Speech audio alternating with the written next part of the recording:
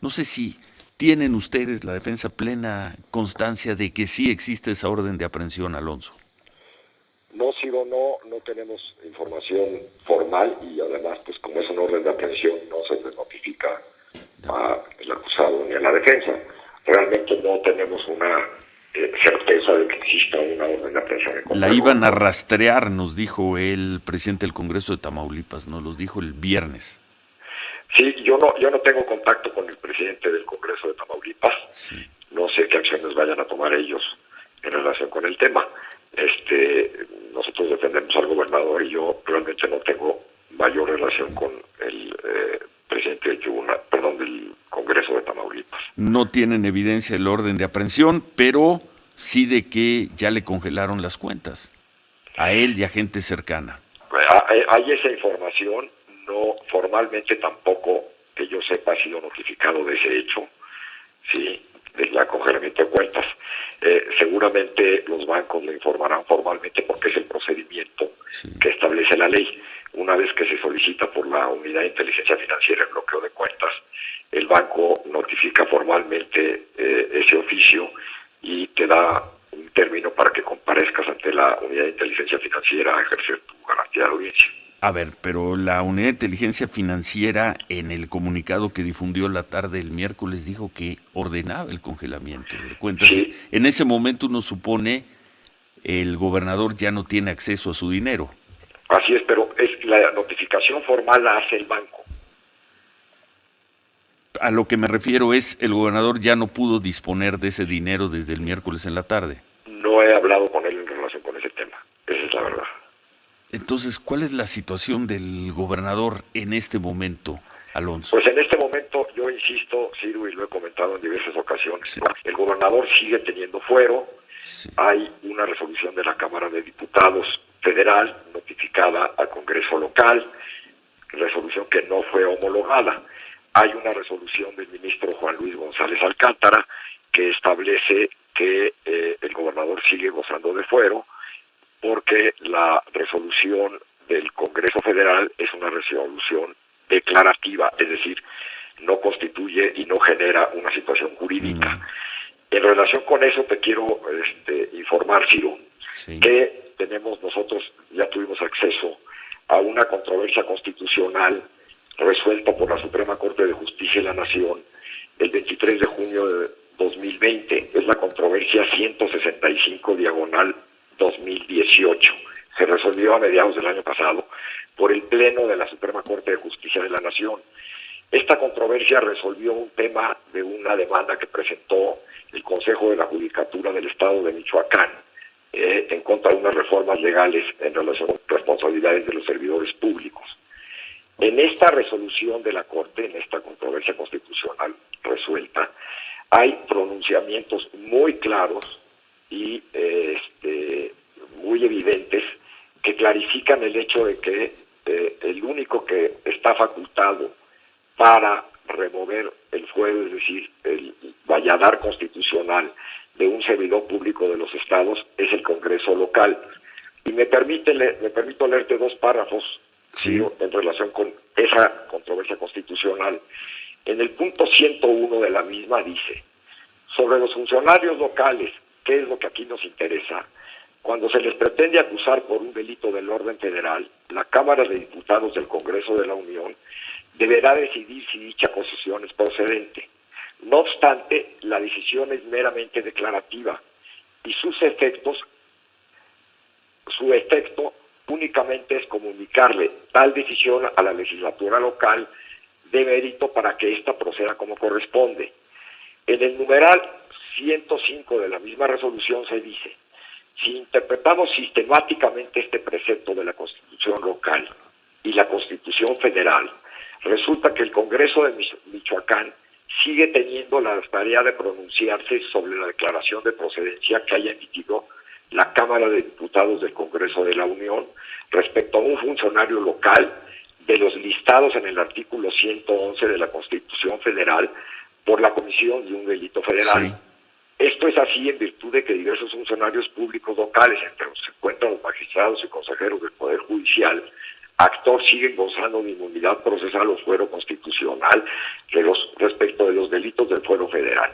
Esta resolución es clara, es declarativa a la resolución de la Cámara Federal y corresponde a la legislatura local, ¿sí? En la última instancia. De acuerdo, Alonso, eso es la interpretación que han dado ustedes, pero la realidad es que todo indicaría que hay una orden de aprehensión en contra del gobernador, que le han congelado las cuentas, hay una alerta migratoria, el gobernador está, digamos, a la defensiva, no quiero usar otro verbo, no quiero decir que escondido, pero está a la defensiva, no hace actividad pública. Esa es la realidad, más allá de la interpretación. ¿De quién tiene la atribución para quitarle el fuero o no, Alonso? Sí, Ciro, a ver, el hecho de que hubiese una orden de aprehensión no quiere decir que no tiene fuero. ¿Sí? Es decir, pudo haberse librado una orden de aprehensión vulnerando su fuero constitucional. Los jueces penales no tienen la facultad de remover fueros, ¿sí? Esa facultad es del Congreso Federal y del Congreso local, que es el que finalmente decide. El hecho de que haya o no una orden de aprehensión no significa que tenga fuero o no, y no significa que si es detenido y sometido a juicio se esté actuando de manera indebida e ilegal. Por lo que hace al congelamiento de las cuentas, el bloqueo de las cuentas, el fuero no te protege en relación con esos actos de carácter administrativo. El fuero lo que protege es que no pueda ser encausado en un juicio penal, que son dos cosas distintas. Entonces, no obstante que existiera una orden de aprehensión, eso no quiere decir que el gobernador siga gozando de fuero. Y esta resolución de la Suprema Corte, ¿sí?, en otro asunto, es obligatoria para todos los tribunales. Tiene carácter general y es obligatoria porque se emitió con 9 votos. Y el artículo 43 de la ley reglamentaria del artículo 105 constitucional establece expresamente que los argumentos y consideraciones contenidos en una resolución de controversia constitucional son obligatorios para todos los tribunales del fuero común, federal y administrativos. Es decir, esta es una noticia, porque en controversia constitucional no se emite jurisprudencia, sino es una declaración general con validez y obligatoriedad. Esto quiere decir que de existir esa orden de aprehensión simplemente no se puede ejecutar. No se debe ejecutar. No se debe ejecutar. Hay situaciones. Y ahí volvemos a entrar a las interpretaciones, porque el Ministerio Público Federal pues da la impresión de que piensa que sí debe ejecutarse. Bueno, es la opinión del Ministerio Público Federal, pero quien resuelve y quien asume la responsabilidad de violar el fuero, si finalmente es el juez que en su caso librase la orden de aprehensión. El juez estaría en falta.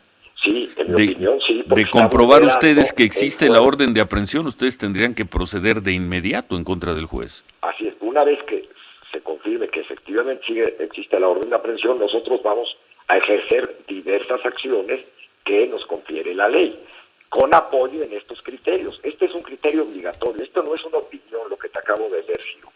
Es una resolución obligatoria emitida por 9 ministros del Pleno de la Suprema Corte.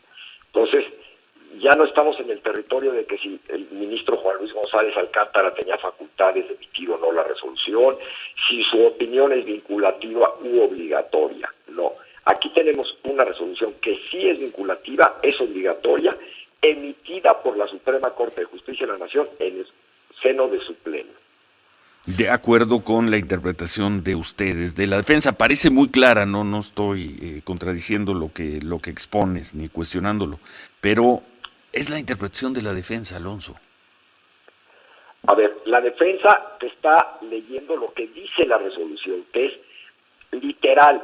La resolución de la Cámara Federal es declarativa, no constitutiva. Declarativa no genera una situación de hecho. Solo las resoluciones constitutivas, y quien tiene la facultad de emitir la resolución constitutiva es el Congreso local, como lo dice esto. No es que lo diga yo, que yo lo interprete. La palabra declarativa es literal, y esa es la palabra que se ha discutido, si es o no declarativa. Pues ya dijo la Corte que sí es declarativa en junio del año pasado. Bueno, a ver, se están sumando ahí algunas voces de abogados, de especialistas a lo que estás diciendo. ¿Nos permites una pausa de 2 minutos y concluimos? Porque es creo Sí, que muy relevante lo que estás diciendo esta mañana. Y me quedo, entre otras cosas, con la frase de que en caso de que el juez, este juez Seferín, eh, se pruebe que emitió la orden de aprehensión en contra del gobernador, ustedes tendrían pues prácticamente la obligación de proceder en su contra. Ese es el estatus hasta este momento y tienen una interpretación, al parecer cada vez más sólida, de que no ni siquiera tendría por qué estarse discutiendo el fuero del gobernador con o sin orden de aprehensión. así es, Ciro. Ahora, abogado, ¿cuál es el procedimiento habitual? Porque a lo mejor nos falta una línea de información para poder conocer si existe en favor de su defendido algún orden de presión. ¿Cuál es el procedimiento que debería Promover seguir? un amparo, ¿Perdón? promover un amparo. Para solicitarlo. ¿Y usted ya lo promovió? Estamos en eso, sí. Para promover y saber si y con eso pueden Sí. saber. Entonces, a través de un amparo, ya el juez tendría que informar formalmente al juez de amparo si existe o no la orden. Ahora, el caso del documento que presenta el gobernador que hace público el día 19, dice que ha solicitado conocer y comparecer la carpeta de investigación que no le han permitido hacerlo. Carpeta de investigación para poder saber, lo hizo con el proceso de desafuero, pero no para el caso de los últimos días. Supongo que allí en la actualización es cuando ya no ha podido tener acceso ustedes a la carpeta. Así es, después de que se resolvió por la Cámara de Diputados la declaratoria, no hemos tenido acceso a la carpeta y no conocemos si hay pruebas adicionales o no en la carpeta y en su caso, qué pruebas son, qué datos de prueba.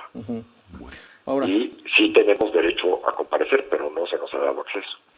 ¿qué es lo que le ha aconsejado pues, al gobernador como su cliente? ¿Qué es lo que le ha aconsejado ante esta inquietud de si existe un orden de aprehensión sobre su seguridad? No, pues nosotros el consejo que le damos es defenderla legalmente, haciendo uso de los recursos que la ley nos confiere. Que como les acabo de comentar, en su caso puede ser un amparo, etcétera. Ese es el segmento de responsabilidad que como abogado, como defensor tiene un abogado, ¿sí? Y ya las situaciones de hecho pues, son decisiones de él.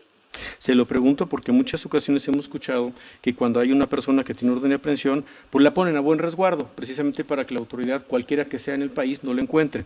En este caso se complica porque es un gobernador, la defensa es constitucional, pues en funciones y con fuero, pero pues a lo mejor es más difícil ponerlo a resguardo, abogado.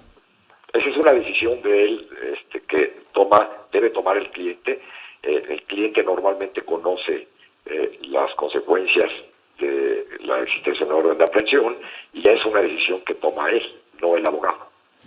El escenario en el que las fuerzas federales decidan ir al Estado e intentar ejercer el orden de aprehensión pasó por sus deliberaciones.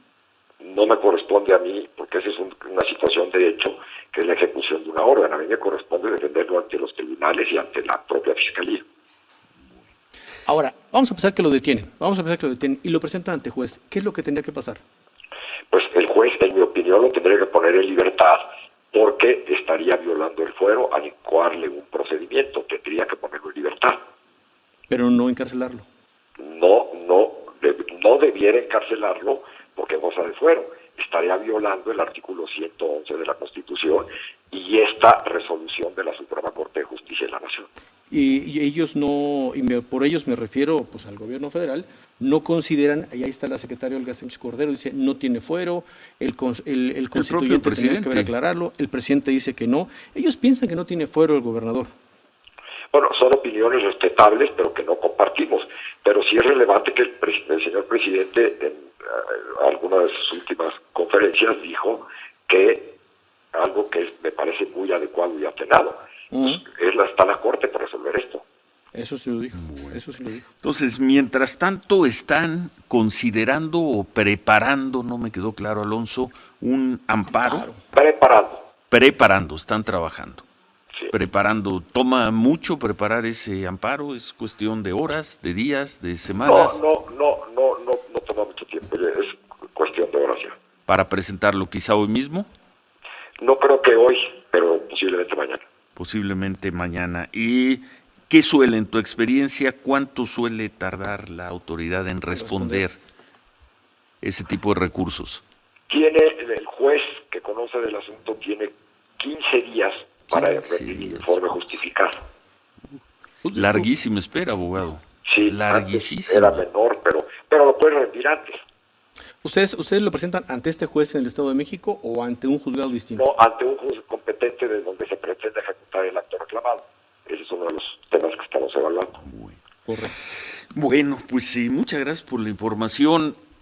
El gobernador, con la información que tú tienes, ¿está en territorio mexicano, Alonso? A ver, yo hablé el viernes pasado y me dijo que estaba en Ciudad Victoria. Sí, el viernes. Sí, Es la última información que tienes. sí, no he hablado, pero el fin de semana no hablé con él, estuve atendiendo otras cosas.